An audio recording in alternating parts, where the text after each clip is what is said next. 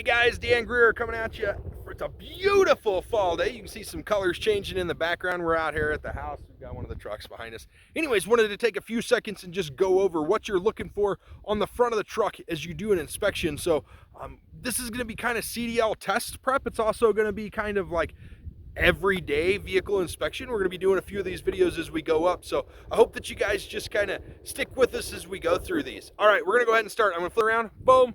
Okay, here we go. So we're looking at the front of the truck. First thing we want to do is make sure the truck is setting level, right? We want to make sure that it's not tilted from side to side. If it is tilted, it either says that, hey, we got a problem with our suspension, or there might even be a bigger problem. Next thing we want to do is like check our lights. We want to make sure that those lights are like in good condition. They're clear, they're not fogged up. Check the top lights as well, those bad boys up there. Make sure they're in good condition, they're not fogged. Make sure that our turn signals and our headlamps are clear, they're the right color.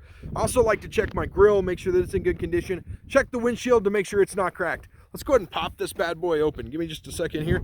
Ooh, I'm old. Oh, that hood's heavier than I thought it should be.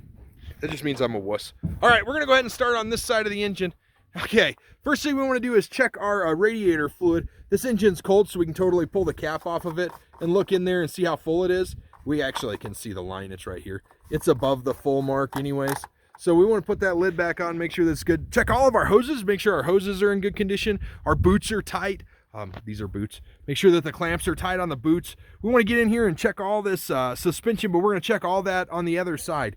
Anyways, next thing we want to check is the alternator right in here. Do you see that bad boy? So we want to make sure that the alternator is mounted secure, the belt is tight, the wires aren't frayed. We can kind of see the wires back there. We want to make sure they're not frayed, they're tight, it doesn't show any burn marks on it. Our water pump, let me get down here and show you this bad boy. It's right here. This guy right here is our water pump. You can tell it's a water pump because hoses go to it, right? I know, go figure. I am super smart. This water pump is belt driven. We want to make sure that it's tight, it's not leaking any water. Next thing we want to do is check our oil. We got our oil fill and our oil dipstick. What we're going to do is pull that oil stick out, wipe it off, stick it back in, pull it back out, and make sure that the oil is between the add and the full mark. Next thing we got is like the turbo right here. Let me see if I can get out of that shadow. See the turbo right there? One of the things we're looking for on the turbo is that it's in good condition. Now the turbo is oil cooled, so we want to make sure that it's not losing any oil. We don't see any oil leaks around, anything like that.